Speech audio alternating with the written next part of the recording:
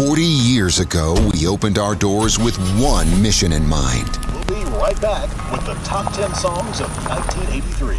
To sell quality American-made vehicles at a fair price. You have arrived. And we've loved every minute of the ride. Celebrating 40 years of Two Rivers Ford.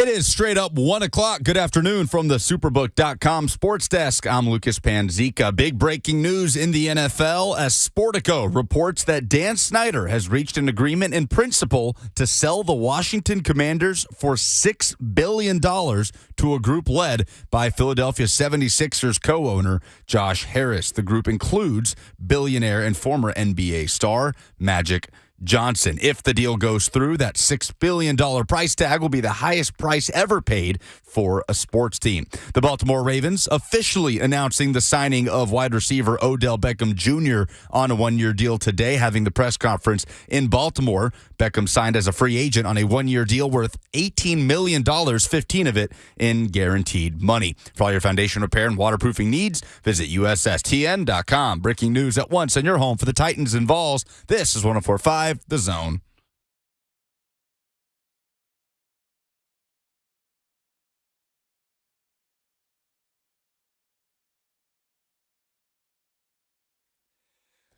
Blaine Mickey, 1045 The Zone. What's up? Happy Thursday to everybody. Welcome to the world, Anderson Claire Hunkapiller. Joe Hunk and his beautiful wife and his young son. That's right. Oh, they're going to be hearing that a lot. Oh, yeah. Man, he is. Like that. He's been excited about this, and they've been making plans. So I know he's not listening, but happy for them. And he put out a picture, and the baby is healthy, and the mom is healthy. And Lucas, you haven't been able to experience this yet, but Blaine has a couple of times, and I have. If you got a couple of times. Is there one Blaine doesn't know about? No, I have a couple of times. Blaine once. Yeah, I was going to say, I'm not claiming a couple of times. That's I've reversed my numbers. But man, you have a healthy baby. You won the lottery. Hey, that's Blaine's. Who? No, I don't think so. I don't think so. Like MJ. Yeah, the mixer, though. The He kid is definitely not my son. Two times. 2 times. 9 years apart. I don't recommend that either. Yeah. Well, I'll definitely do, man. Just take your time. Slow roll.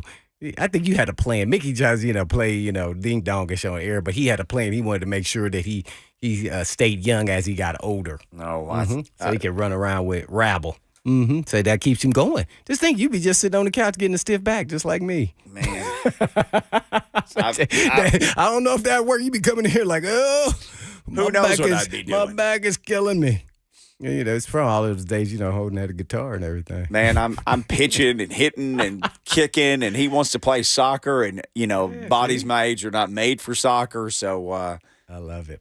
We go hang out with the other parents, and man, they'll be talking about stuff from when they were in high school, and they'll say, "Hey, do you remember that?" And I'll be like, "Oh yeah, I was in my late 20s when that happened." Oh yeah, I would just play along. Well, I've started to now.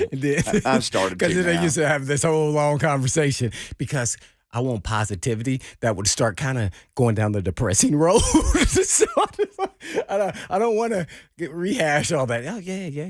Mm-hmm. He said in front of some kids one night and their parents. I probably don't even be telling off on myself too much, or I'll be too old to do this job, but. He could do radio forever, man. What are you talking about? He told them I was born in the 60s. And and everybody, even the parents, were like, "What?" Oh, I might have said what on that one. Huh? What? So, yeah. What are the majority of parents? This is true, too. Oh, that is true. Parents of kids, Rabble's 8, 9 at this point? He's 8. 8. Okay, so parents of an 8-year-old child are on average born in what decade? Well, they're probably like 30. They could be 30. most of them are mid-30s. Oh, Okay. So 10 years older than me. 10 years older than So you. born in the and 80s. more than 10 years younger than me. So born in the 80s, 80, 85, 80. Oh, wow. There was a big discussion the other day amongst parents about something that happened in 1987. And finally I said, it was like being born or being one or remember, I said, I graduated high school that year. So let's just go ahead and do this. And one of my son's parents' friends, are we those parents? Yes, you're way younger than me. Come on. Oh, man. Miss Lauren, who's listening, thank you. Oh, man. Yes, but it is weird being the oldest, like the oldest of old parents. Oh, So anytime I meet some kid with a parent who's similar in age to me, I always ask them, like, how did you get here? And for a lot of them, it's like, oh, this is my second family. For you, I'm like, oh, no, it's my first family. This is the only family I got. This is my second go-around, but this is my first family. We had 2 kids 9 years apart with those people. Yeah. Well, this is OBJ's first go-round. We watching him on TV up here with DeCosta and Harbaugh, man. One of my former coaches, Harbaugh, he was a screwball there at Philly for me as a special team coach. I was not helping him out being a starter, running down, jogging on special team, and he would MF me all day. I said, I'm trying to help you. He said, you're not helping me. I said, I'm using this for a warm-up. Then you don't need to be out here then. I was trying to get a warm-up early. They were doing special teams early, every day. I was like, I need to start using this as a warm-up because when we get out here to do team stuff, man, they going full blast immediately. I was like, man, I'm going to pull a muscle. I got to go out here and warm up. I was doing that for a while, and finally he MF'd me so much in the meeting room. I was just like, well, dang. And I was jogging on the first one because I've been doing that for weeks. But as the second one goes, the third one goes, I got faster and faster and faster, and I'm giving you a good look. But, yeah, great guy, though. Great guy. He said, I just had to make an example out of you. I said, don't do that again. I'm 10 years in, bro. You think I'm supposed to just come out here and get out of my chair and just start running? You heard me. Chair. Mm-hmm. Old man chair when you're at 10 years, man. Harbaugh is the example because it wasn't long after that. He got a head coach job. That's when I was like, oh, head coach. Then it dawned on me that a special teams guy is actually a head coach because he's dealing with every position known to man on the team. And guess what? He has this mentality at that time as a special team, coordinator coach, that nobody, and I mean nobody, wants to play special team. Just imagine this now. Everybody was the star of their college. Right. And they come in and be like, hey, man, I don't want to be playing no special team, bro. That means I'm not good enough to start. So I have no business. So I had the different tax, so I had to work me like. So even when that did happen when I got in the league, that was never part of my DNA. I was like, I'm about to go blast somebody because they're going to get me off of this. They're going to be like, hey, man, he too good to be on here. They would take the other route. I'm not doing this. I couldn't do that. I wouldn't know how to draft pick. Watch this. My man K Bullock, he was definitely that way. I'm telling you, K Bull. Key Bullock was like, hey, man, I don't even know why y'all draft me. Y'all don't need no linebackers. Y'all sure ain't going to have me run down here trying to kamikaze some people on special team on kickoff. You should see him on film, man. This one I realized not only was he a great talent, but he was super smart. Watch this. He would run down and then get behind other guys and then pick-a-boo either way. So they could lose track of him trying to block him and then go make a play. Yeah. It was uncanny. He would almost do, fast striders down on kickoff. Dang, he's not even running. Make the play. Mm-hmm. He like, hey, man, it's my first time doing those special teams. He found a way to navigate without being kamikaze. Yeah. Then eventually they start putting in packages for him, giving it names. On extra defense. Backer. Yeah, extra backer. That was original. It really could have been extra Bullock. Boy, that was hilarious, man. And then he was making plays. And I'm talking about not just tackles. I'm talking about more interceptions for touchdowns. And I was like, hey, man. I went to Eddie Robinson and said, man, one of y'all in trouble. Eddie Robinson said, I'm just going to let you know it's not me. I said, one of y'all in trouble. Who did he eventually get? Well, they really never did. It was kind of more favors. They used him in more situational things, but it was no way around. And guess what? They had no idea Keith Bullock. This is an example of the draft. We did not need a linebacker. Keith Bullock dropped to, I forget what pick it was, 16, 18, I think it was whatever. 16. I don't remember what he was. Cable's going to be mad if And we can't remember. They had no need for a linebacker. But they had him rated so high, they were like, hey, man, we cannot pass on this guy. He is too good. 30th pick. 30th pick. See, he was like, yeah. Oh, right at the end of the first round. So he almost didn't even get drafted in the first round. Yeah, because it was off the Super Bowl year, right? So you guys were picking real late. I think we're thinking of Dice at 16. We had. Mm-hmm. I was always around 16 or so because we were in the middle of the road. But, and so we didn't need him. So that shows you there how a draft can change as players are available. No need for a linebacker, and we drafted a linebacker. So that's why it's so unpredictable. We can all come up with our scenarios and what they need and don't need, but we don't know how the draft will fall and how they may want the best player or maybe the third best player or how their rating of their scouts had a guy rated differently than others. And that's how we got Keith Bullock. Yeah, man, it was fascinating. It was really weird, man. It was slowly but surely. He was part of the lineup. You might as well have just called him a starter because he was that good immediately. Yeah, just his ball skills. He was converted safety. I don't know if a lot of people know that. He was a converted safety. He was at Syracuse there with Donovan Darius, who was a big-time hitter for the Jaguars. And Donovan McNabb. And McNabb, yeah, right. That's how he's so type. Yeah, we both played with McNabb. I mean, he naturally did in college. So, So that was, so he had all kind of ball skills. He understood the pass defense, which most linebackers do not know. Like sometimes on defense when we play zone and we give up a play, and I'm like, the linebacker was supposed to be right there. He bit up on play action. No, you're supposed to be there. It affects our passing numbers. See, that's why I didn't like zone. Nah, man up. We don't got no excuses. Y'all are not part of our passing numbers. Yeah. Oh, guess what? Not KB. KB understood passing schemes because he was a safety. So he was not only great at the passing scheme, also great at the run scheme. So he put it both together. I think him and Eddie Robinson were the best. Everybody else, no, they didn't care nothing about being in the curl flat. They didn't know. If I get there late, oh well. Well, that guy's already there. He caught the ball. Yep, that counted against our numbers. Boy, you talking about somebody who used to get perturbed? I was like, yep, y'all did this at practice, so what? I don't expect y'all to do it in the game. But, man, stand in that curl route, man. Don't bite the cheese. It's 3rd and 8. They are not running the football. Not against our front. So, nobody was running against that. That got me off on the tangent. But, K-Boo, he was a bad man. That's funny. He moved up, so to speak. So did Javon. Mm-hmm. He was, a linebacker who moved to the defensive line. But did a lot of pass rushing when he was there. Just he wasn't as skilled at, all the moves. But, yeah. Mm-hmm. Yeah, so that's how and Javon was the same way. He was like, hey, man, getting a 3-point stance? Dude, there was a part of me was like, I don't know if this is going to work out. I'm not even lying. I mean, Greg Williams, oh, man, what a mad scientist he is and a hoot and a holler. They had to tell him to stop all the cussing, the coaching staff and Fisher, but Javon was like, they were like double teaming, like the tight end tackle.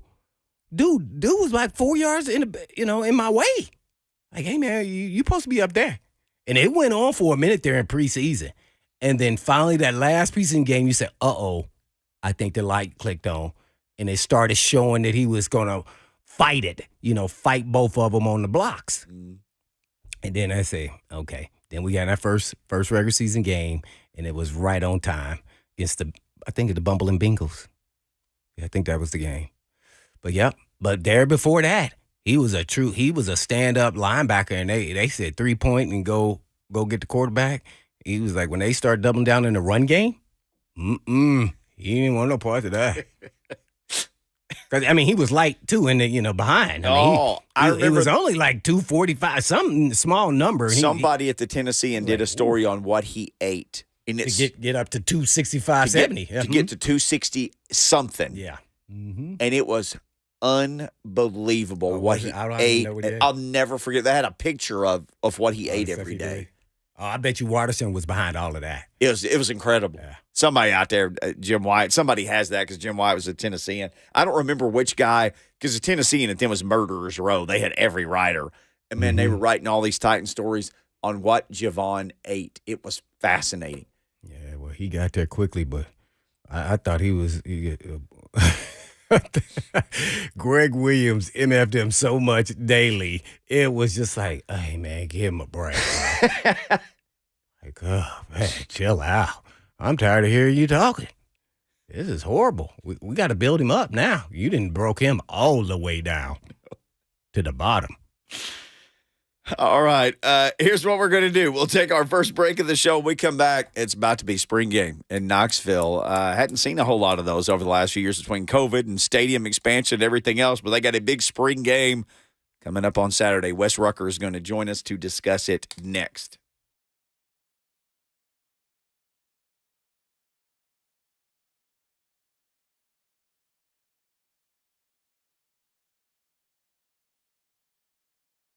Hey, it's Kayla Anderson from 104.5 The Zone's morning show. Ramon, Kayla, and Will, and I am a proud participant in this year's Visionaries of the Year campaign for the Leukemia and Lymphoma Society, and I have a special friend with me now. Olivia, you are battling this as we speak, and I know that treatments, they're not easy, right? And Dare to Dream, that's a campaign that is pushing for safer treatments for younger people just like you. How old are you? 10 years old, and it's not easy going through this. Can you talk about what it's been like? It's been just really hard with all the needles, treatment, medicine, all that. Yeah, and this is something that you are going to win. You're going to win this battle, but we need all the help we can get to get the education out there. Our Dare to Dream campaign for, again, safer use in some of the things that are being done with the treatment. So Olivia, we always appreciate your time and we are proud of you. You are going to continue this fight and you can always donate. Every dollar counts. Just click on that QR code at the top of Zone TV, or you can just visit the Zone's website at 1045thezone.com.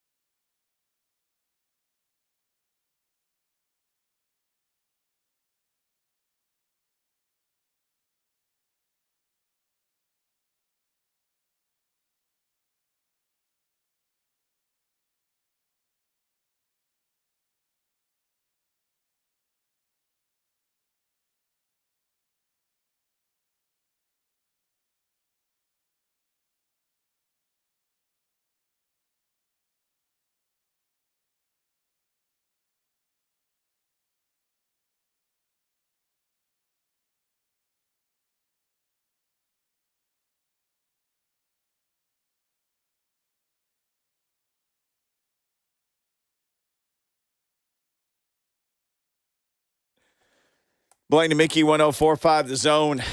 Some Titans talk today, some Vols talk. The spring game set for Saturday. Everybody getting ready to do a little tailgate and watch a little football. Wes Rucker joins us now. He'll be there, of course, covering it for Go Vols 247. He is their senior writer at Wes Rucker 247. Wes, Vol fans haven't gotten to enjoy a whole lot of these spring games lately. Between construction or COVID, they're probably a lot of happy folks ready to go check this out on Saturday. Yeah, you're not kidding, man.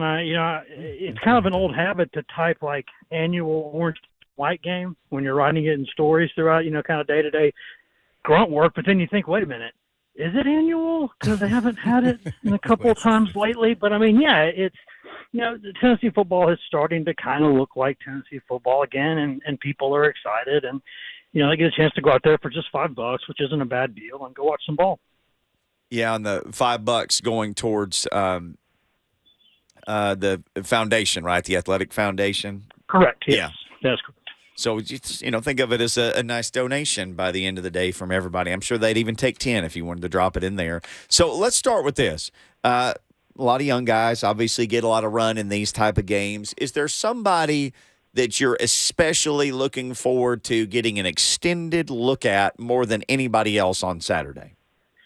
That's a really good question because there's been so much talk of those freshman running backs, the young running backs throughout the spring. Obviously people know Dylan Sampson and what kind of talent he is, but also, guys like Deshaun Bishop, some of those other young guys, they're starting to show some things. And I think that's something that I'll be interested to see. Although in all candor, a guy I really want to watch is Deontay Thompson, the transfer receiver from Oregon, who is like 6'5", can play in the slot some, can absolutely fly, can go get the ball. He's kind of a guy without Brew McCoy this spring, without Jabari Small this spring. Tennessee's kind of had to kind of have some new sort of target guys step up. And obviously you've got your Keatons and your other guys there, the tight ends. But I really want to see Deontay Thompson play. Watching him run kind of routes on there every day is kind of a tease because you kind of want to see that thoroughbred get out and run. I think he can make some big plays. Him and Squirrel White both. Well, you mentioned Brew McCoy being out. That's a bad thing, but it's a good thing in that, okay, somebody else gets all of those snaps. So it gives young guys, more of an opportunity to gain some experience, which is a big part of what all this is about. No question. Yeah.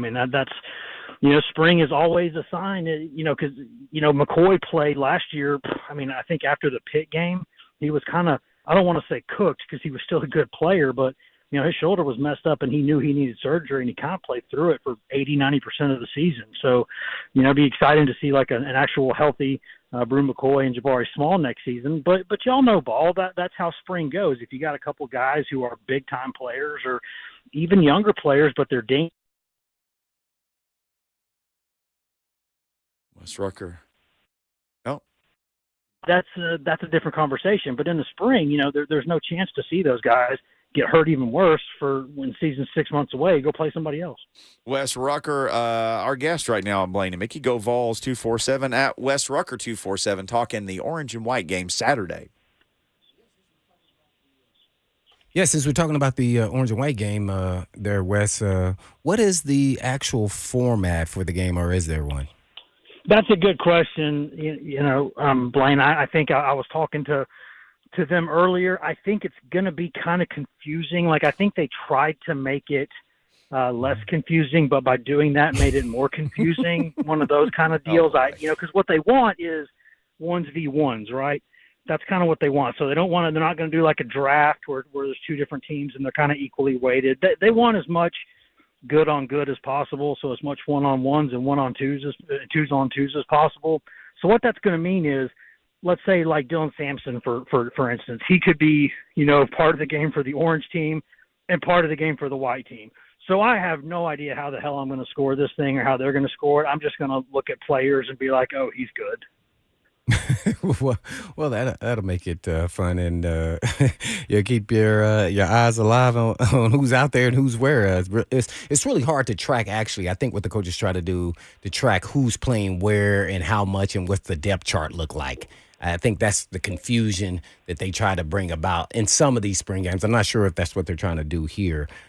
Because guess what? People are watching these games. Are on TV. They got people in the stands that maybe are for some other teams. You just never No. Oh, yeah, and that's why I always say vanilla as possible, right? Like maybe a couple of fun little trick plays that are just kind of something for the fans or something kind of draw up in the dirt a little bit. But if you've got some good stuff, I mean, you'd be surprised. I mean, you probably wouldn't be surprised, but every day at practice when they're doing like their kind of option read stuff and the stuff they're working on, like if they do the slightest little wrinkle, they want no cameras on it. They want no reporting on it. And it's like, guys, I've seen 100 teams do this exact same thing, but you know how football guys are. You know how they are. Well, naturally, everybody wants to know about the quarterback, so we got to ask you about the quarterbacks. Let's start with Milton, and then how is Nico progressing? How's he, improving and getting better? Is he even close at this time as a threat to Milton for his job? I don't know if he's a threat to Milton for his job or anything, but I don't think that's anything bad about Nico Iamaleava. I think within the program, Tennessee's going to say the right things about competition, and they should. But this is Joe Milton's football team. It just is. It's unless he gets hurt or unless he performs very, very badly.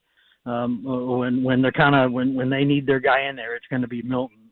But there were a couple rumblings before spring. I saw some national guys say that they heard maybe Iamaleava wasn't that good. Right. No one in the program's told me that. I mean, when I watch him, I see a young guy who has every physical tool you could possibly want to have. But he's also learning a complex, fast-paced offense where you got to make the right reads. Even the routes on air can be tricky because you're making adjustments, and he's learning his teammates. So you see that in some of the kind of routes on air stuff. He'll have some days that make you scratch your head, but he's learning the system. This is Joe Milton's team, but Nico Iamaleava does things that you just can't coach. Like there's just like God-given stuff that he can do that's remarkable, and that's why he's the prospect he was, and that's why he got the NIL deal he got. But unless something bad happens, this is Joe Milton's football team. No doubt about it. I mean, we were hearing even in one of the scrimmages, like Joe Milton, at least on the message boards for what it's worth, didn't have a good scrimmage. I'm like, man, what do you mean it was that bad? Like, is that true or not? Because it's hard to tell what's true or not at this point, Tom. Yeah, there were a couple scrimmages, or one scrimmage in particular, where I don't think Milton had a great day. But, I mean, I'd like to remind people he's playing without his number one receiver. He's playing without his number one running back. Two of his offensive linemen are new starters. A couple of them were also out that day. It's kind of, how it is in spring. It's like if anybody's got like a hangnail, they ain't going that day. So, and I don't mean to say the football guys aren't tough, because they're tougher than I could possibly be in 10 lifetimes.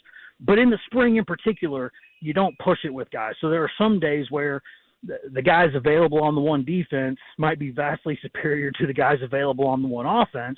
And if that's a scrimmage day, you might get cooked a little bit. That's just kind of how it goes. So I wouldn't read much into that. I think the way you saw against Vanderbilt last season, against Clemson last season, that's the kind of Joe Milton Tennessee thought they recruited, and that's the kind of Joe Milton they think they have. Well, Wes Rucker, senior writer at GoVols 247. I guess one more real quick, and competition is always good, but how does the O-line look with the guys, and who's going to replace the guys that are leaving? Actually, they're not going to live up to that billing immediately, but who's in the forefront of those competitions on the O-line? Yeah, it's a good question, Blaine. And you're not going to have another Darnell Wright just step up and be a Darnell Wright immediately. That guy is – I kept wondering when the NFL draft projections and mock people and GMs were going to start saying, hey, did you watch the Bama tape? Did you watch what you did all season? Like, they're finally watching and saying, oh, that guy's really good. Yeah, he is really good. And Jerome Carvin's pretty darn good too. So they're missing those guys. I mean, they've got some young guys that can step up. I think they feel pretty good about the interior of the line there. They got some veterans, and they got some guys they feel good about. We'll see about the tackle spots. I mean, they've got your Mincies and your Crawfords. Dane Davis is in that mix. The big transfer from Miami is in the mix. The kid from Texas can play at guard some. The long answer to that question is we're not going to know by the end of the spring, and we might not even know, let's say, midway into preseason camp. But they feel good about the kind of 9 or 10 that they've got. But if you want to whittle it down to a top 5, I don't know that they have that answer right now. Well, I just saw this. I have to ask you this. I thought it was a great question by Mr. Jones on the chat here. When will the transfer portal open? I guess in 2 days. Do you see Tennessee going after a quarterback or any other position, or actually guys leaving too? Yeah, I don't know about quarterback. Quarterback, we'll see. I think they have to be very careful there for reasons that everybody understands. They've got just 2 on scholarship, and that's not a situation you want to be in. But, if you bring in a guy, how are you going to bring in a guy who's good enough to compete with a Nico Iamaleava who won't, maybe potentially upset, Nico Iamaleava? You have to be careful with things like that at quarterback. You just kind of do. And so we'll see. If it's the right guy, maybe like a senior who wants to be a coach one day. We've seen that happen in places like Bama and South Carolina. Something like that could happen. I do expect there'll be some guys who jump in the portal just because that's the nature of how things go these days. So there's going to be movement for sure. I mean, I think to say otherwise would be naive, but I don't think it's going to be crazy. But yeah, I mean, there's going to be some guys who are kind of, they've been there for 3 years now. The coaches have. The pecking order's kind of not set, but some of these guys just maybe aren't quite great fits or something like that. So you're going to see some of that stuff, but I wouldn't think it's insane. And to back up just a little bit, I should have mentioned Addison Nichols in there with the offensive lineman. He's also been very, very good. Well, Wes Rucker, senior writer at Go Vols 247. So everybody knows where the pass defense was last year, 127th. But there's a whole bunch of dudes that returned who had experience, and then you got the transfer coming in, and you got a mid-year enrollees. There's a whole bunch of people vying for playing time in the secondary. There are, and I think the corner they brought in from BYU, Gabe Judy-Lally, who obviously people in Nashville will know, he started his career at Vanderbilt and has a degree from Vanderbilt. So Vanderbilt to BYU to the University of Tennessee, just sort of your normal matriculation. 2023, man. Yeah. That's kind of, you talk about 3 different cultures. That's a lot. But I think he came in there. There's a lot of bodies there. Wesley Walker, another kid there at safety who they think highly of because of the transfer from Tech, who's from Nashville, and I think they feel good about him. They've got a lot of bodies at corner. They need some separation. They just need a couple of guys who really can play the ball better in the air. I mean, it's simple stuff, but it's easy to say, but for some reason it's hard to go do, right? Like guys who will go make a play on the ball in the air, guys who will not get run by. They struggled there last year. And it's easy to pick on the secondary when sometimes it's the pass rush not doing their job or the linebackers not getting in their fits. But they've got a lot of bodies back there. Now, do they have some stars? I don't know. But they're going to have some bodies. They're going to have some vets. They're going to find a way to make it work. And then they got some really exciting young kids off the edge up front who I think could help the pass rush. And maybe not be Byron Young right now, but could be like a Byron Young in the future. They got they added Caleb Herring to that mix, and he's had a really good spring. So, yeah, I think they feel pretty good about where they are there. A lot of hype with Arion Carter. How is he looking in relation to all that hype? He's one of those guys that when you watch him run and watch the size he is, you go, "Yep, I see why everybody wanted him." Yeah. It's not hard. It's hard. You walk around there practice every day, and you go, "There's a guy. There's a guy. Ooh, there's a dude." Yeah. And Carter's one of those dudes. Like you just look at him and you go, "Ooh," and they've got a couple of those young guys who are like that.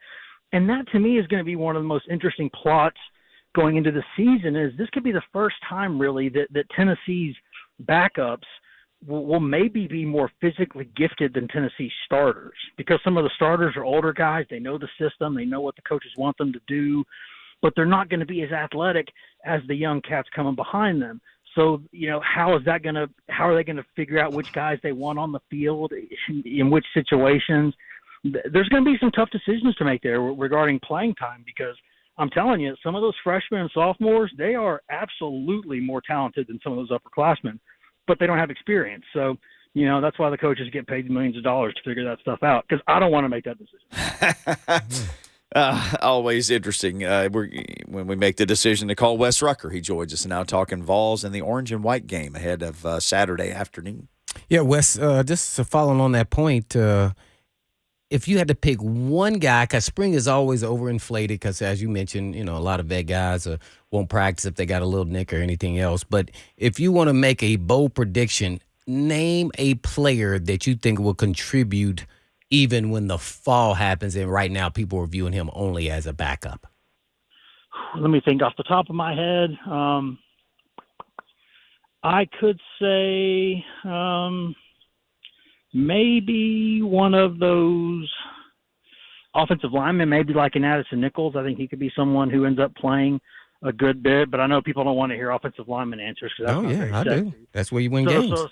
So I'll try to think of something else here. I think, Carter's a kid who could end up helping him out a lot, and a kid who I have always liked a lot.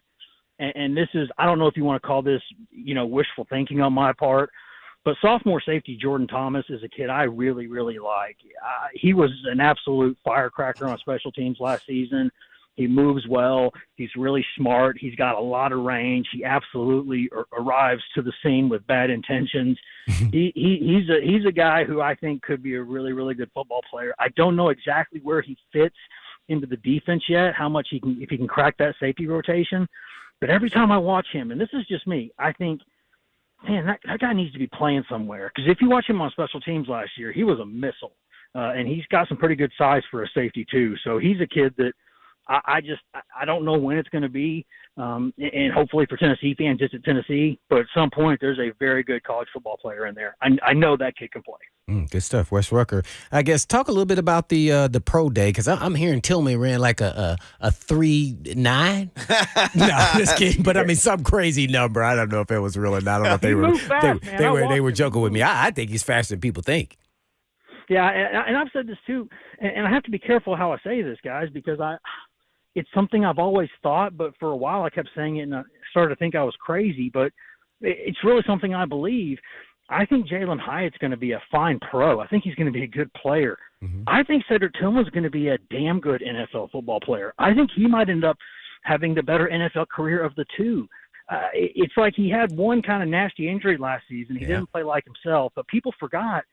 Go watch film the previous year when that dude's healthy. Man, ain't nobody guarding that guy. Yeah, I completely concur with you.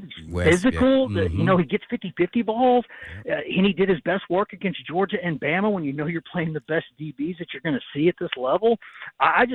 I think whoever gets Cedric Tillman, whatever round it is, they're going to be really, really happy they got him, because I think he's going to be a damn good pro. Yeah, I'm hoping the Titans in the second round. We shall see, though. I don't know if he'll be available. And lastly, they could use him. I think he's a perfect fit for him. Tall, big, strong, fast, and he also can block.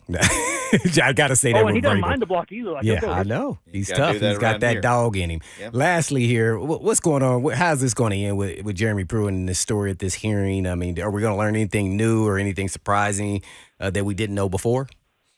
There's a chance we could. I mean, I think that, anytime you're going to, at this level, you're going to give a punishment like Tennessee did. And, Tennessee kind of, for right or for wrong, Tennessee threw that staff to the wolves. They said, here's everything we found.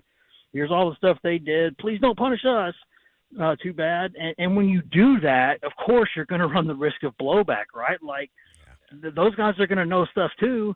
And it comes down to how much do they want to share, if they want to share anymore. And that's kind of, to me, what it comes down to. Are some of those coaches going to say, hey, we're going to pull you into the mud with us? Or are they just kind of be amicable about this and try to find a split? I don't know. I don't think, especially in this era, it's just hard for me to think a program like Tennessee is just going to get absolutely hammered. Those could be famous last words. But we live in a different era now. I'm sure some stuff's going to come out. I'm sure there's going to be some punishments. And I think they'll announce some of the stuff Tennessee's already done punishment-wise in terms of playing. I mean, they played well below the maximum scholarship numbers the past 2 years, guys. It's talking like double digits in terms of number of scholarships they have not used the past couple of years. So they've already punished themselves in that way. So they have lawyers. They have good lawyers. They feel like they've made a good case. But at the end of the day, the NCAA does what it wants to do. So we'll see what they want to do. Wes, great stuff, man. Enjoy the game. We'll be watching out for your coverage and all your crew at Go Vols 247. Thank you, sir. No problem. Anytime, guys. And I'm sorry if it sounds like I'm at the Masters here with the background noise, but I've got a sleeping sick baby in that house, so I came out to the porch to talk. So, hey, no problem, my friend. So we've all been there. I have to ask you this: how is the pup doing? Doing all right. We're still trying to get those back legs churning, taking some medicine, doing some rehab stuff.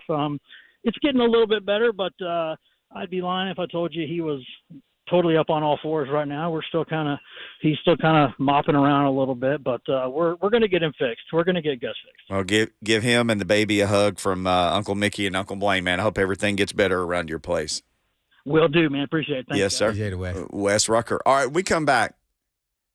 The USFL is doing a rule that the NFL should have done a long time ago. They announced their rule changes yesterday. Ooh, I'm going to guess. Spot foul on pass interference. It's not that. I knew they were going to change that. But you're going to like it. I'll tell you what it is next, and the NFL should do it. They won't.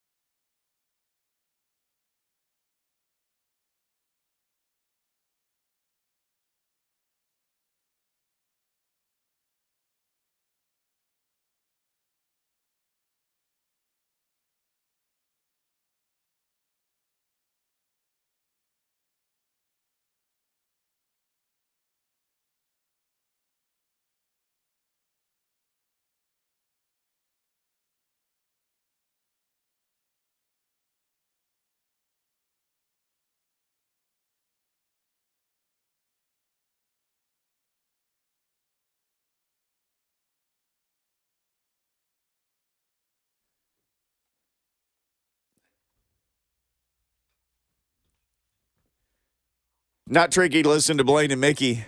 You can do that every day, 1 to 3, Monday through Friday. Tricky Ricky. Oh, man, it's a good one. Lucas throwing one back for everybody out there today with Run DMC. Tricky. Ooh. All right. One thing about these spring leagues, I got a lot of thoughts about these. You're talking about NFL spring leagues. football leagues. Have either of you watched, other than maybe opening weekend, even if then, any spring football this year? Not worthy to. Yeah, no, not really. I caught some of the opening weekend Of the just to XFL. see the crowd and the rules, That's it, yeah. and then I checked And out. it is on TV maybe at particular time, but I'm not really into the game. I'm doing other stuff. I maybe see a player here or there. I saw Ray Buchanan's son's. I don't even know what team. He's a cornerback. He used to go to UT. He transferred to Louisiana Tech. Balin Buchanan. Yeah, Balin Buchanan. They're from Atlanta. I watched him. I saw J.J. McCluskey, UT graduate, played for the Saints. His son played receiver at Tulane, tore his Achilles. And so every time I watched somebody I knew, I was only watching because I may know someone's son. And I kind of stopped watching after that because I said, I'm giving people bad luck. So I'm up there texting him like, hey, man, is everything okay with your son? Yeah, that's not good. Balin is doing pretty well because he had that serious back injury when he was at UT. Yep. They threw him out in the fire his freshman year. Did okay, not really good. But then he got back injury, and then he was, I don't even know if he ever played again there, but he was still at the school, going to school there. And then he transferred to Louisiana Tech and started and blew up and did really well there. So it'll be interesting to see. But no, I have not watched it, so I don't know anything about the rules. There's about to be 2 of these leagues playing because the USFL is about to get going. April 15th. Now, there's players like you're talking about Balin Buchanan or Jordan Ta'amu. I mean, there's guys in both leagues that you know. McCarron, right? Quarterback. Yeah, he's in the XFL. Josh Gordon is. Yeah. Josh I Gordon saw the tweets, man. took a big hit the other day, tried to give one, took one. Come on, man, don't do that in that league. Don't do that, Josh Gordon. He looked real stiff to me. Yeah. He looked, like old man stiff, like me playing right now. Or just me out there playing soccer with my son. You want to see old man stiff. Is not, that is not a good look. Old man stiff could be your rap name.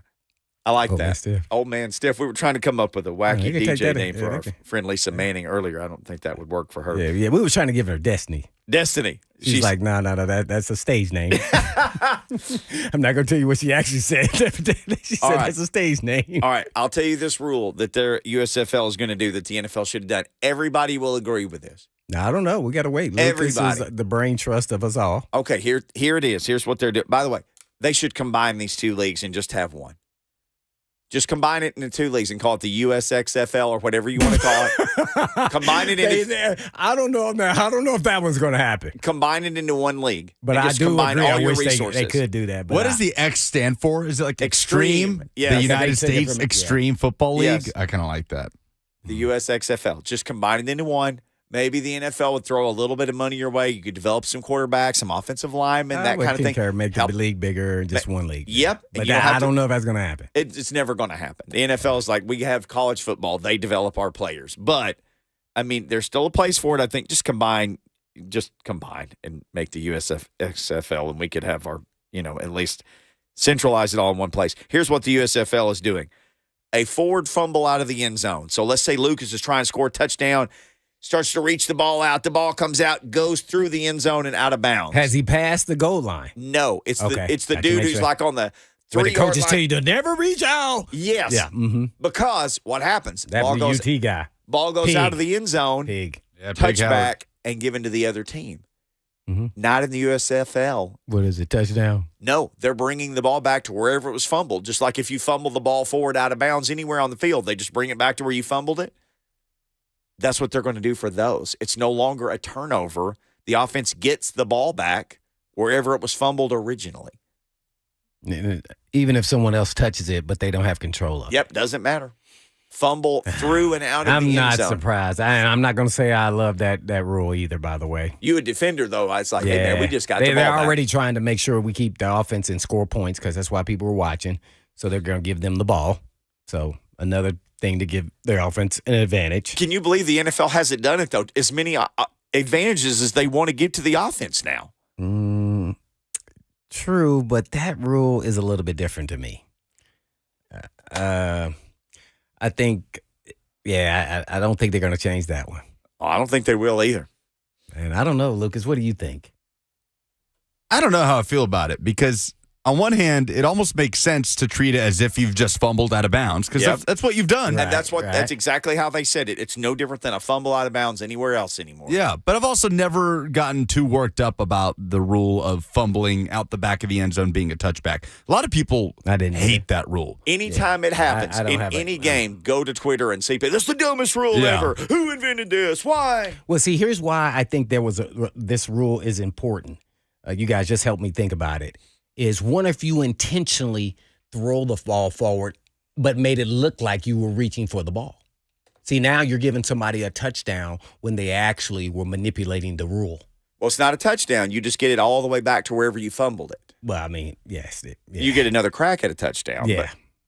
I'm not. So you would get it like at the 1? If you fumble at the 1, right. if you fumbled at the 5 and it got kicked and went through the end zone, you get it at the 5, wherever it's fumbled. Wherever it's fumbled is where it goes back to. Is it like that during the, I guess, let's say 30 to 30? Isn't the rule that way anyway?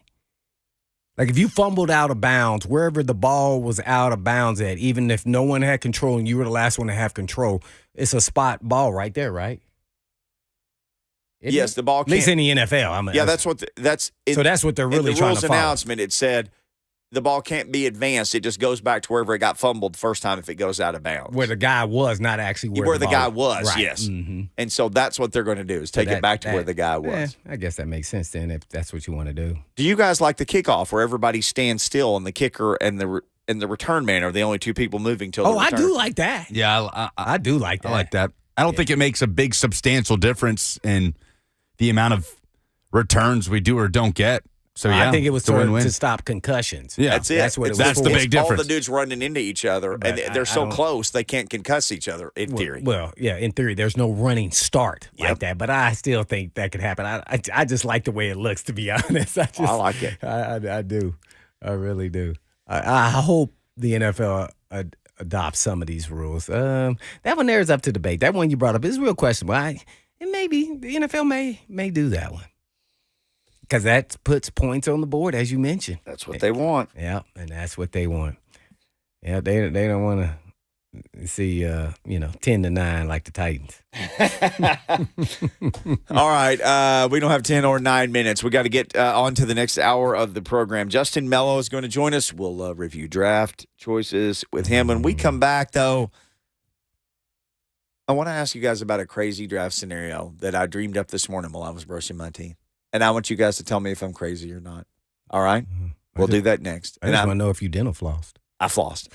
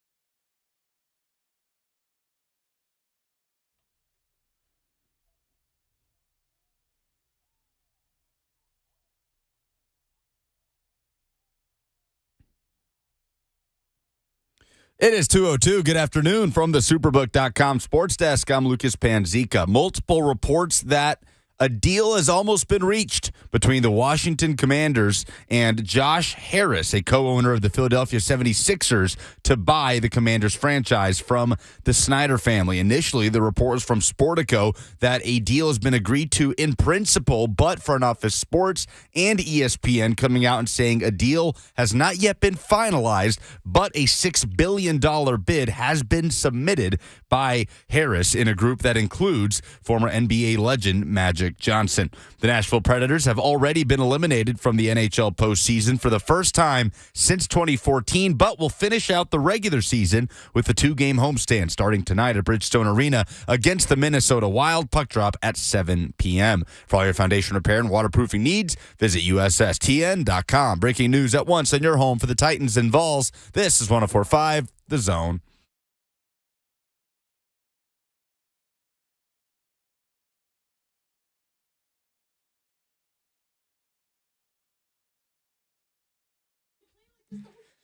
Blaine and Mickey, 104.5 The Zone.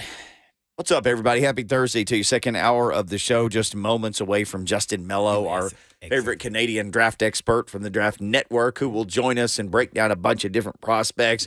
I wanted to ask you guys a draft what if, though. I want to ask everybody out there, 615-737-1045, Zone TV chat, at Blaine and Mickey Twitter. You can follow us there, at Blaine and Mickey on Instagram. You can follow us there, and we hope that you will.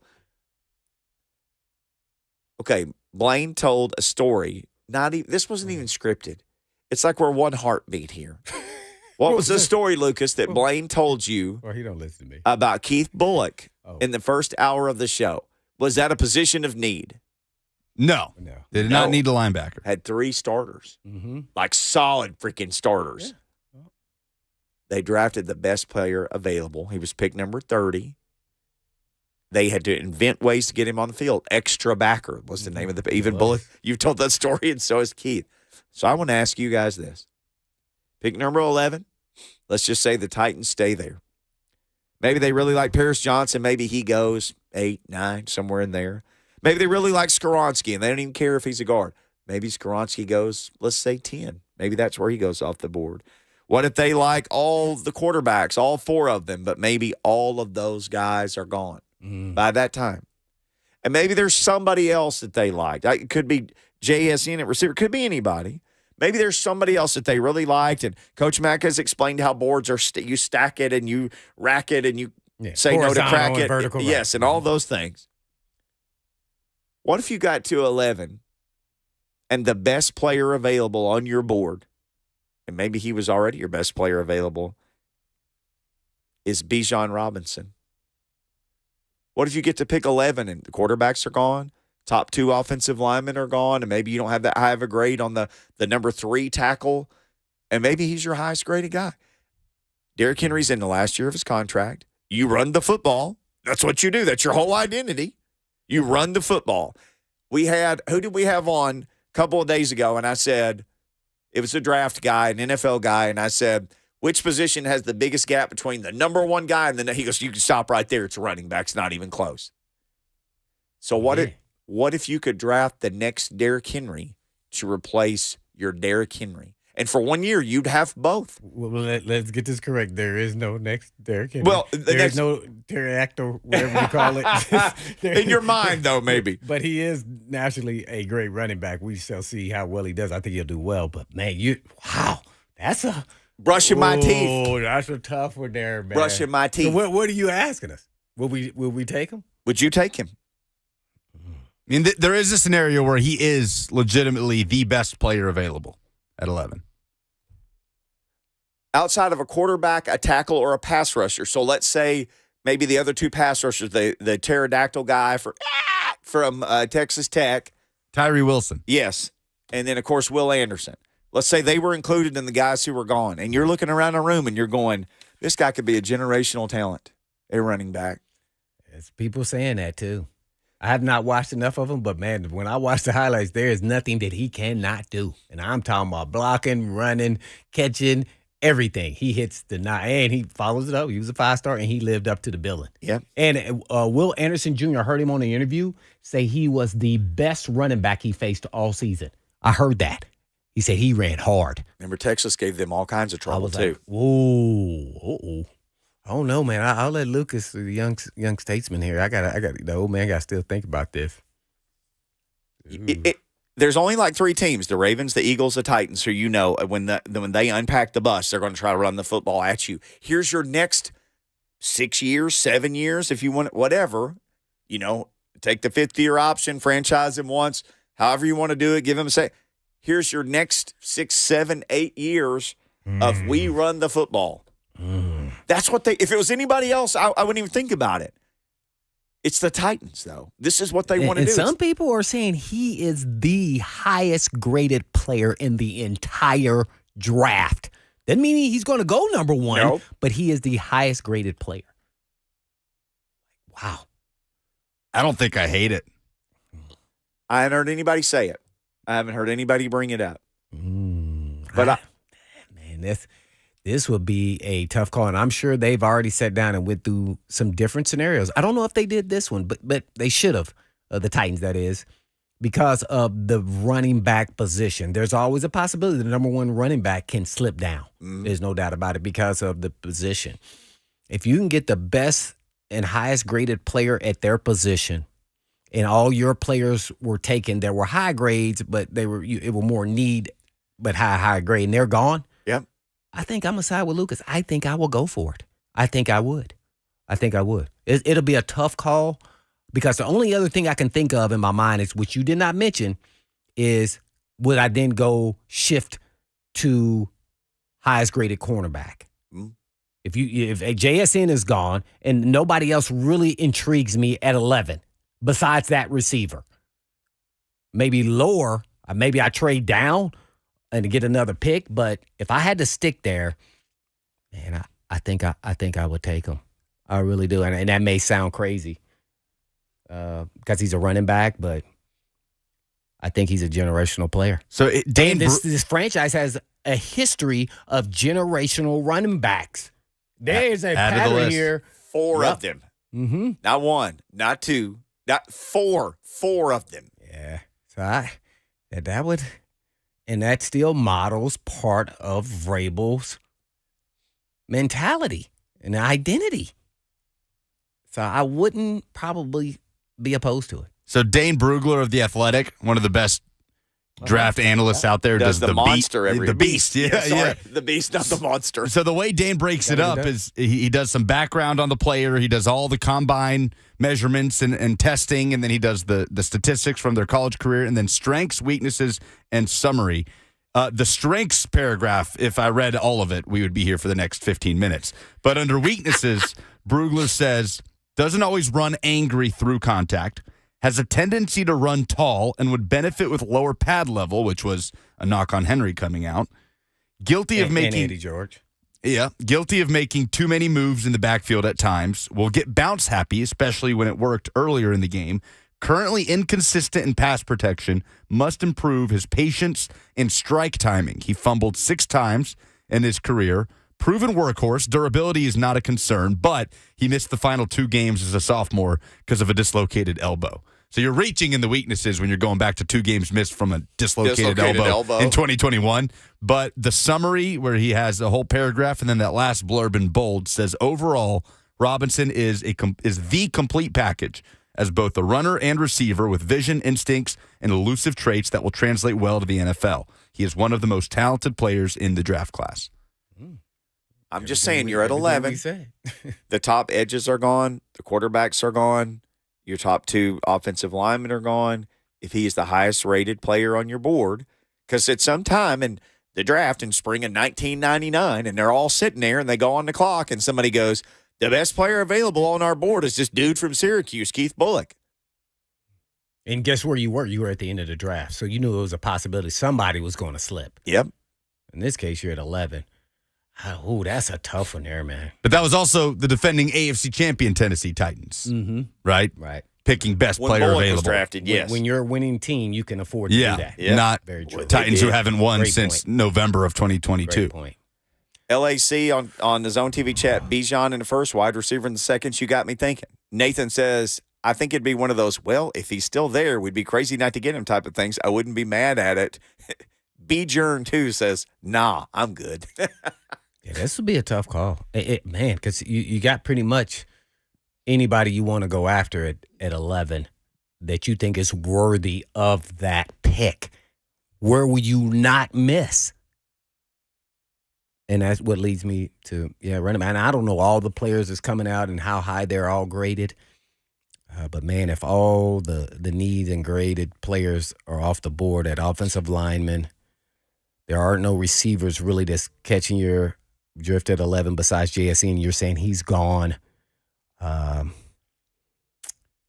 What other position? You have to be in a skill position at this point. So, to me, you're either going corner, and if he's the highest graded running back, boy, that'd be fantastic if they got that guy. If he's your highest rated player at 11, if you stay at 11, that's to me, that's kind of what because you keep looking at all these mock drafts, because I've been on the record, I love Paris Johnson. You see him going 8, 9, 10, whatever it is. It's like, dang, man. So then Skoronski saw one where like Paris Johnson went 9 and he went 10. And the Bears need a line too. And the Bears need a line. So, I mean, the quarterbacks, a lot of people are having them even go maybe 1, 2, 3, 4, which has never happened. That's a scenario that you've thrown out. So I'm just saying, if you're in the room, he's your best available player. He's by far the best at his position, which we were told that he was, not even close to the number 2 guy. Do you say, well, this is who we are, and we can do it with him? Just my man, Mr. Jones just brought up a good point. So you said all the quarterbacks are gone, the top 4, right? Yep. What about Mr. 8 squared, Hendon Hooker at 11? Now, mind you, you can say, oh, he's not going to play. Well, how much is Bijan going to be playing if you have Henry? Unless you're trading Henry. See, dare I say, unless you're trading Henry. So you can get away with that at quarterback, not necessarily at running back, because then you're going to be like, man, dang, he only played like 20 snaps a game. He only touched the ball 5 times. Ooh, it's a tough. This is why I'm not a GM. I don't know. I don't know. I want to say I would do it, but man, trying to pull that trigger is tough. All right, here's what we'll do. We'll put it out as a poll. We'll let you guys fight about it on Twitter. You can, again, follow us at Blaine and Mickey. Justin Mello is going to join us next from the Draft Network. Ask him that question. We'll ask him that first. Yeah. We'll do that next on Blaine and Mickey. He's the expert.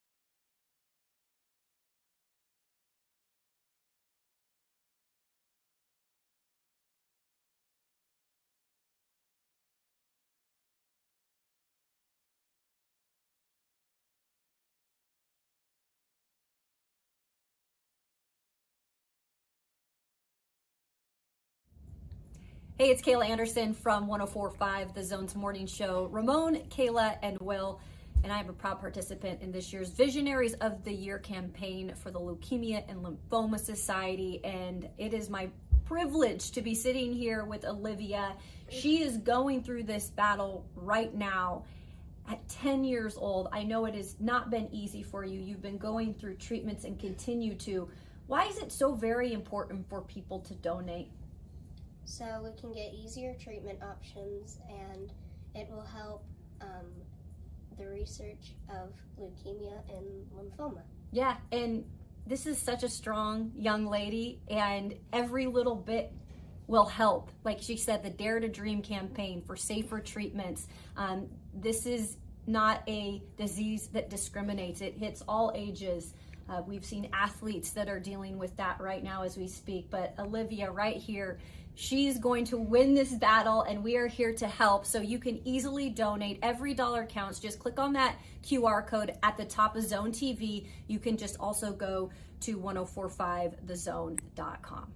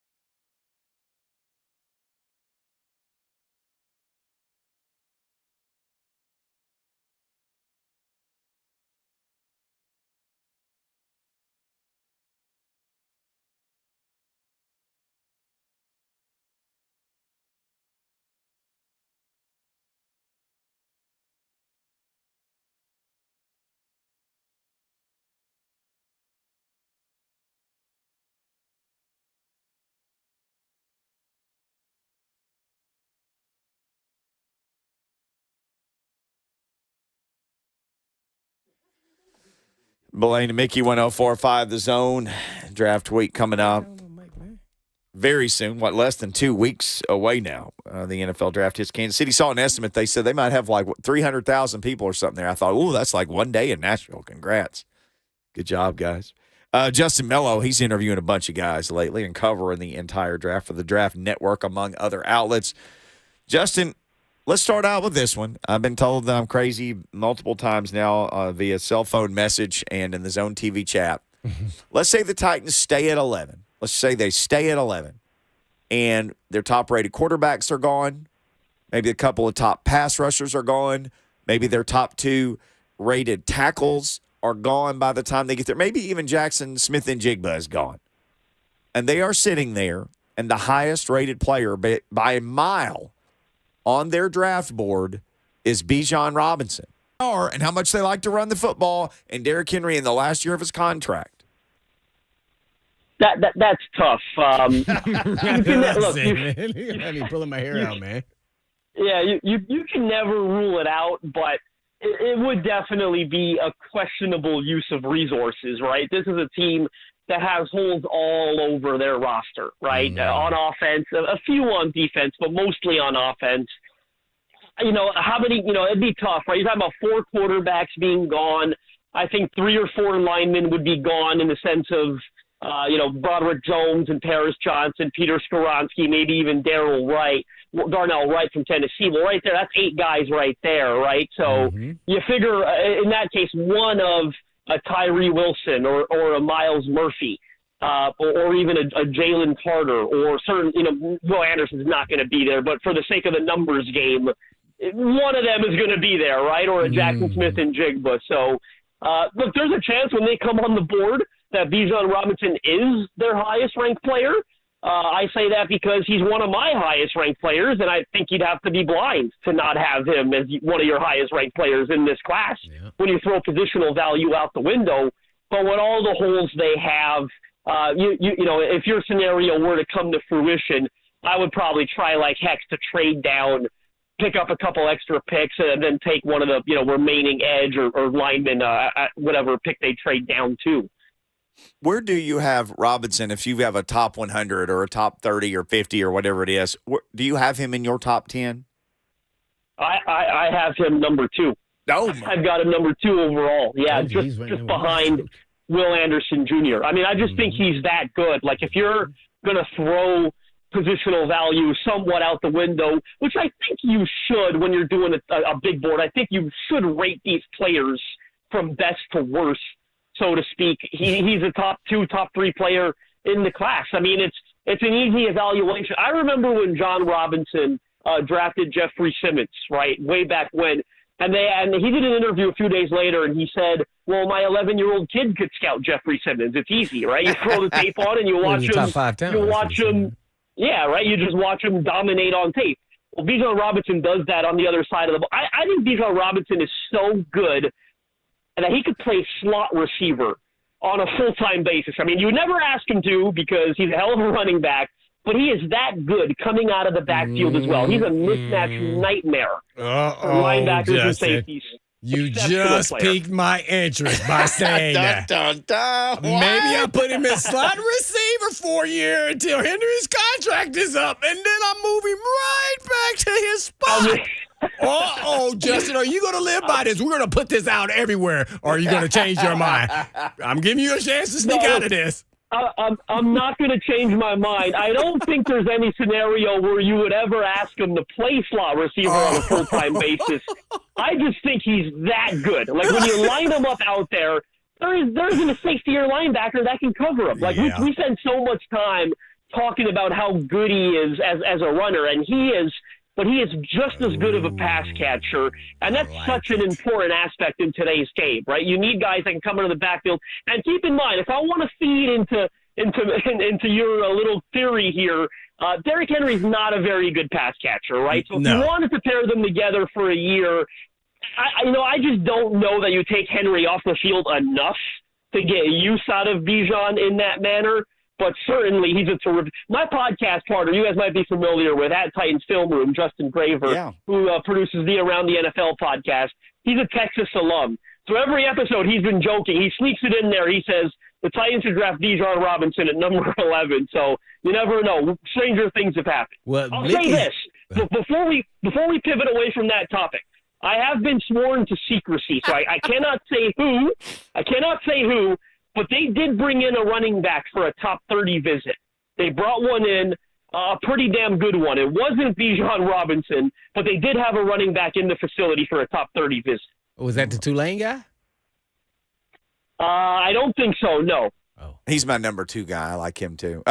Justin Mello, though, our number 1 guy when it comes to talking draft from the Draft Network and many other locations locally as well at JustinM_NFL. Well, Justin, I'm going to ask you about some middle round guys that actually may or may not. People don't understand. It's really hard to get drafted. And all these guys are going to have draft grades, and there's only so many spots. But I'm going to ask you about some of these guys. I'm going to start off with a quarterback who should get drafted, not knowing where. But Malik Cunningham, underrated from Louisville. Not a lot of people talking about him, but I guess give us your breakdown on him. Dual threat guy, right? Exciting athlete, can make stuff happen off script, can take off and run with the ball, create first downs. I see maybe a similar NFL projection like Tyler Huntley with the Baltimore Ravens, right? Who I think has developed into a pretty good high-level backup quarterback, right? A guy that came in and operated Baltimore's offense when Lamar Jackson was sidelined. Huntley's actually available right now. I was a bit surprised. Baltimore placed the lowest restricted tender on him, which means opposing teams could negotiate a contract with him, and they wouldn't owe the Ravens any draft compensation, right, if the Ravens refused to match the offer. But I like Malik Cunningham. I do think he's got backup quarterback upside. I struggle with some of the technical warts, the passing traits. You know, he's been there for a while. I don't think he's shown enough growth as a pure thrower of the football, but I do think he is someone that could get drafted on day 3. If not, he's going to be a high-priority UDFA, and I do think he'll carve out an NFL career for himself. Okay, another guy at a different position, wide receiver, the guy from FAMU. Kind of a lot of people know about him now, but is he, draftable type guy? Xavier Smith. Yeah, Xavier Smith, I don't have a draftable grade on him, in all honesty. As you go down the list at receiver, it's funny because the top end of the draft, it's not receiver heavy, right? We've talked about that a little. Like, there are a lot of questions surrounding Jackson Smith and Jigba, Quentin Johnston, certainly Jordan Addison out of USC that hasn't had a great process. There are a lot of questions about those guys, but I do think once you get into the middle rounds, there's a fair amount of meat left on the bone. Certainly on day 3, there's so many of those guys. You and I have talked a little about the kid from Maryland, the kid from Arkansas. Jacob Copeland from Maryland's a guy they've spent a lot of time with. The Titans did pre-draft. They were at the pro day at Maryland, had a scout interview him there. So when I look at day 3, I think there's just too much depth and too much talent for a guy like Xavier Smith to get drafted. But I imagine he does land, with an NFL team in training camp. Hopefully he gets himself a decent little signing bonus. And hey, we've seen it happen in Tennessee recently, right, where these receivers carve out roles for themselves as UDFAs and go as far back as, Cameron Batson did that a few years ago. Khalif Raymond did it with the Titans. Mason Kinsey did it recently as well, still on the roster. So Xavier Smith, I think he'll have a chance to carve out a role for himself in a training camp, but I don't think he'll be drafted. Now, talk about the grades. Not to say you will or won't get graded, but what's the lowest grade you can actually get drafted? Because naturally, some of those 7th-round guys may get drafted and may not be free agents, but what is the lowest grade you would draft a player? Well, if I'm ranking a player out of 10, you mean? Well, when you give them a grade, like everybody has some form of a grade, they have, Right. So what's the lowest grade you would say a guy's draftable? Yeah, for me personally, 10, I typically go with letter grades. Personally on players. If I had lower than a C, for me, I don't have a draftable grade on you. And unfortunately, I've given out a couple C minuses and D pluses watching tape this year on a couple of guys. But if I've got lower than a C, I don't consider you to be there are enough guys. Right, or even if you were ranking out of 10, a 5.5, a 6. Okay, so your 5.5 is if it's your grades. Okay, got you. Right, yeah. If you're not at least a 5.5, I don't got a draftable grade on you. Oh, okay. Well, that's why it shows where I went. I was a 5.9. 5.9. Well, hey, there you go. Yeah, no. But there you go. But you got drafted. What did you do, Blaine? You took advantage of that opportunity, right? Right. No that's question. All someone can do. Mm-hmm, that's all you can do. All someone can do. Yeah. Well, that's why I wanted to ask you about some of these middle round guys, or maybe not even draftable guys. I think Houston has another receiver besides the guy everybody's talking about. I forget his name. Is Keyshawn maybe Carter or something like that? Does he have a draftable grade, or is that not right? I don't have a draftable grade on him. No, I think, Houston, that offense is a lot of fun. That program in general is a lot of fun to watch. Underrated. Like, over the years, I've watched so many draftable guys there. Like, last year they had that corner that ended up with the Patriots. I believe Marcus Jones, I believe his name was. They've got Peyton Turner, Logan Hall, a couple really good D linemen. Heck, I remember Ed Oliver coming out a few years ago. At receiver, it's all about Tank Dell. This year for them, I think we've had the Tank Dell discussion. 162 pounds is a tough sell. And the quarterback is pretty good too. If you were watching tape on the receivers, Blaine, Clayton Tune, pretty good quarterback. Yeah, I do have a draftable grade on. What do you have him go middle rounds? I got it on day 3. Yeah, like round 5. Round 5, I would say. But I do like him better than some of the guys that are being talked about more. Like certainly some of the larger profile guys. Like I like Clayton Tune better than I like Max Duggan out of TCU. I like Clayton Tune better than I like Stetson Bennett out of Georgia. I like Clayton Tune better than a couple of these guys. But he's one of those mid-round guys I have right around the same bracket alongside Tyson Bagent out of Shepherd, small school guy I brought up a couple months ago on here that was at the Senior Bowl. I also like Jake Haener out of Fresno State. Yes, definitely producing. I guess this is one guy you got a grade on. Former UT, Oklahoma running back Eric Gray. Where do you see him going? I do. I got about a 4th round grade on Eric Gray. I think once those 2nd and 3rd rounds, I think there's a chance for them to be pretty heavy on running backs. I think you're only going to get 1 in the 1st round, maybe 2. Then once you get to day 2, though, I really like, Devon A-Chain from Texas A&M. I like Zach Charbonnet from UCLA. The Tulane kid you brought up, Tajay Spears. I like all those guys a bit better than Eric Gray. I would throw Tank Bigsby from Auburn ahead of him, Kendre Miller from TCU as well. I really like the Ole Miss kid, Zach Evans. All these guys have a chance to be really good football players. The Pittsburgh kid is interesting. Once I get through those guys, who I think all have a chance to be about 3rd rounders, I get to Eric Gray at Oklahoma. So mid-round 4, late round 4, he's a really good pass catcher.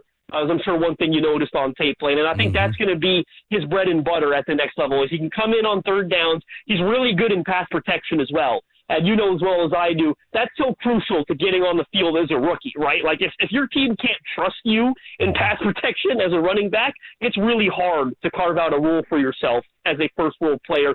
Eric Gray is one of the best pass-protecting running backs in the 2023 NFL draft. So I can certainly see him getting on the field quickly. One more guy, and that is the linebacker from Arkansas, Sanders, transfer from Alabama. I think that's his last yeah, he's a hell of a player. What do you see I think there's a decent chance he's the first linebacker drafted, if not the second. Like for me, it's going to be between him and the Iowa kid. Whoa. You looking at him as a linebacker or a pass rusher? I know he did linebacker at Arkansas, but before that, he was actually recruited as an outside pass rusher, right? He was. So I like him better in that off-ball linebacker role that he played more recently at Arkansas. I think he did a fairly good job acclimating to that role. I don't think he would hold up on the edge full-time at the NFL, but you love that added versatility, right? When you talk about NASCAR packages, things of that nature, maybe you kick him out to the edge on occasion. He's certainly going to be an excellent blitzer up the middle, which is so valuable, right, from the linebacker position. I wouldn't be shocked if he ends up in the back end of the 1st round. Like, I look at the Buffalo Bills, for example, who are picking at 28th overall and lost a huge linebacker in free agency, right, in Tremaine Edmonds. There's a massive hole there at the position for the Bills now. I wouldn't be surprised if they took Drew Sanders at number 28. Right. So you're giving me the 1st round grade. Is 15 pick too high for this kid?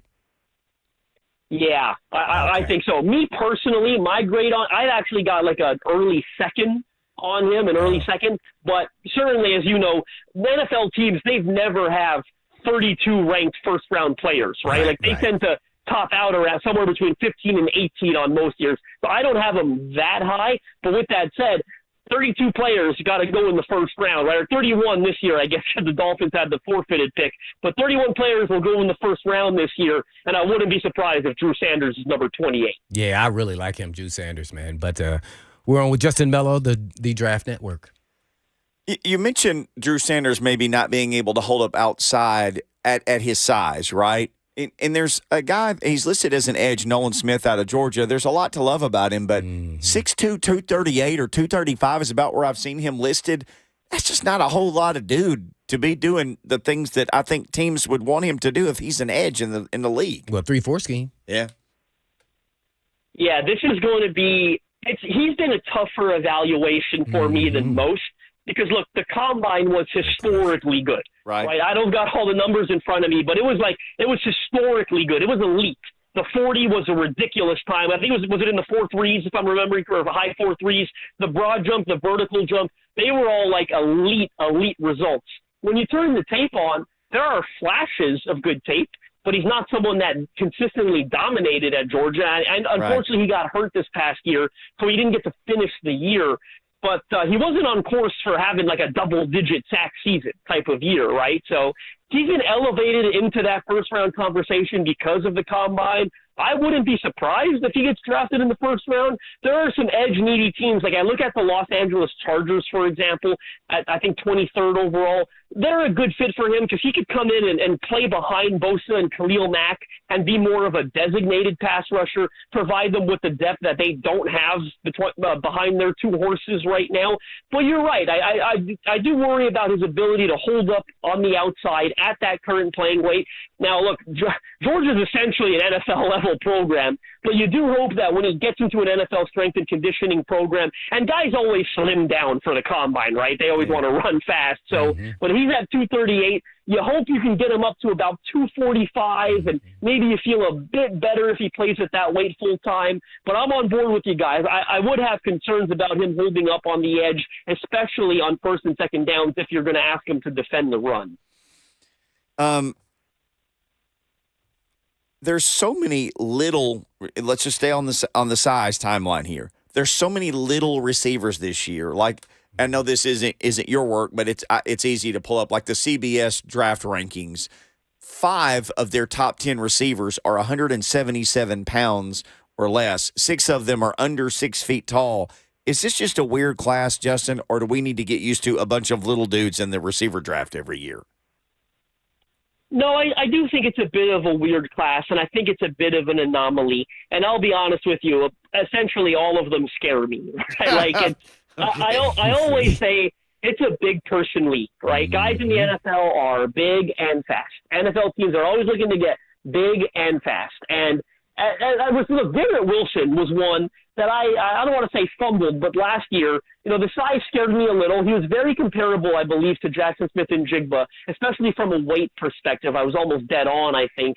And that didn't stop him from having a 1,000-yard season as a rookie, right? And he had no stability at quarterback there, right, with the New York Jets. So there's definitely a way to get these guys to be productive. One of the biggest ways to do that at the next level, and we saw that with Garrett Wilson, is to put them in the slot, right? Because then you can start affording them free releases a little bit, right?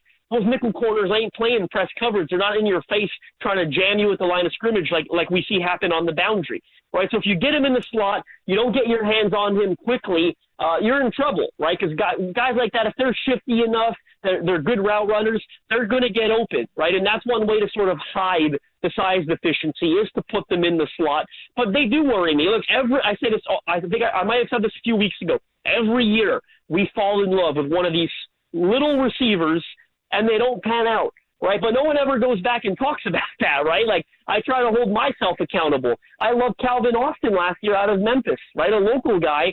Calvin Austin, the jury's still out, but he didn't have a productive first year with the Pittsburgh Steelers in 2022. And he got drafted, I believe, within the top 100, 110 picks. So buyer beware when it comes to the Tank Dells, the Jaden Reeds, and all these small school mid-round, all these smaller receivers that are being touted as these mid-round guys. So buyer beware is all I have to say on that. Oh, yeah, I agree. Justin, fantastic stuff, man. At Justin M_NFL. People need to be following you there. And, of course, the Draft Network to keep up with all the latest as we head towards the NFL draft in Kansas City. Thank you, sir.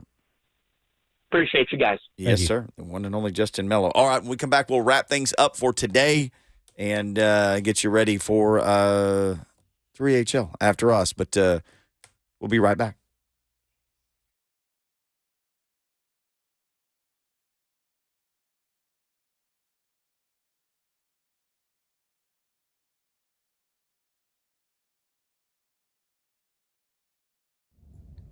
Hey, it's Kayla Anderson from 104.5, The Zone's morning show. Ramon, Kayla, and Will, and I am a proud participant in this year's Visionaries of the Year campaign for the Leukemia and Lymphoma Society, and it is my privilege to be sitting here with Olivia. She is going through this battle right now at 10 years old. I know it has not been easy for you. You've been going through treatments and continue to. Why is it so very important for people to donate?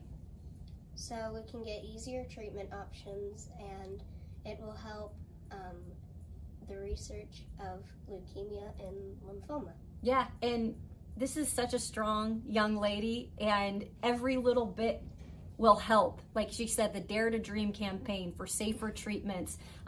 This is not a disease that discriminates. It hits all ages. We've seen athletes that are dealing with that right now as we speak, but Olivia right here, she's going to win this battle, and we are here to help. So you can easily donate. Every dollar counts. Just click on that QR code at the top of Zone TV. You can just also go to 1045thezone.com.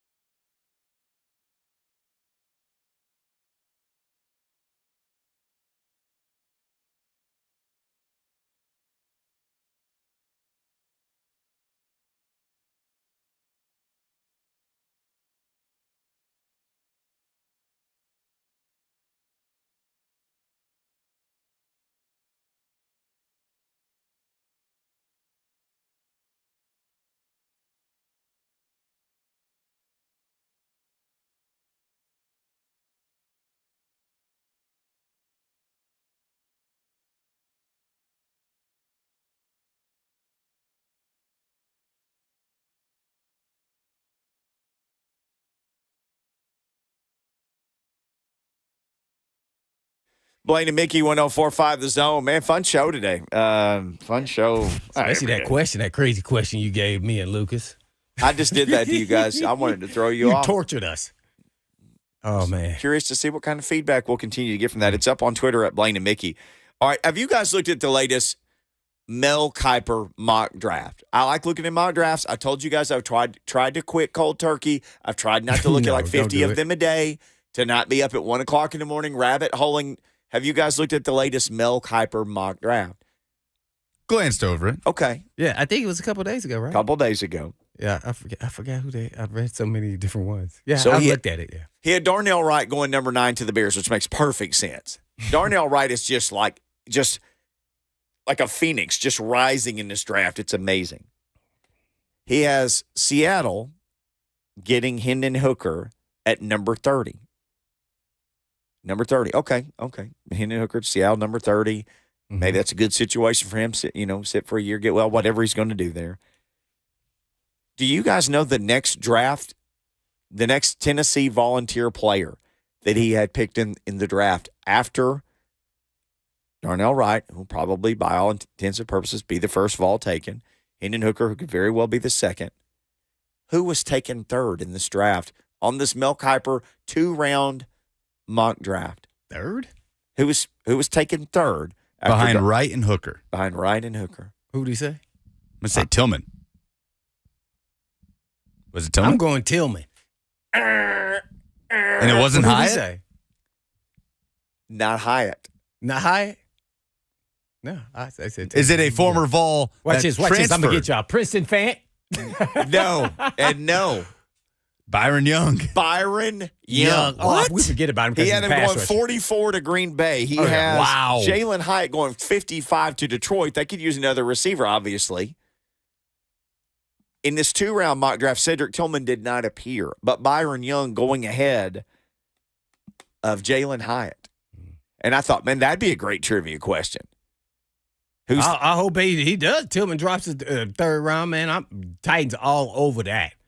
I will be perturbed if they didn't. There's a part of me I like actually Tillman better than Hyatt. Yep. The reason why I say that, I'm talking about I think he fits the Titans' offense better. Oh, yeah. And I think he's a better overall player. You can see how his game will translate. It's only because I can't see Hyatt is fast. I've never seen him run around a DB covering him. I didn't see him in the slot catch a swing pass, make 2 or 3 guys miss, and take it a distance. I've seen him in the open field, downfield, make people miss.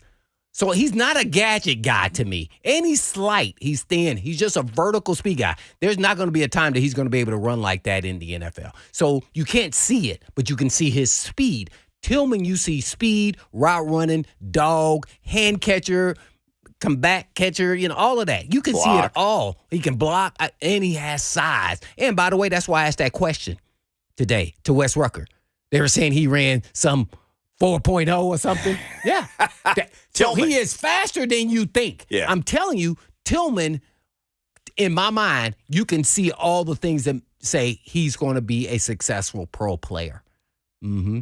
And I look at who was the kid that was before him that plays for the Chargers there, Lucas? The wide receiver that came out the year Josh before. Palmer. Right, Palmer. He's better version of Palmer to me with more speed. Mm-hmm. And Palmer went 3rd round. Yep. So I think he's a 2nd-round guy. Mm-hmm. And so that puts him in Hyatt rated about the same. I just prefer Tillman's style over Hyatt. I know everybody talks about speed, and that's what irritates me. They go look at the combine score. No, I'm talking about his play speed. Mm-hmm. When he has the equipment on, and we can all see Hyatt flying now, but everybody need to go back to 2021 and go watch Tillman. Right now, we got to go back to the parking lot, get in our cars, and leave because it's time to 3HL. But in the meantime, in between time, peace.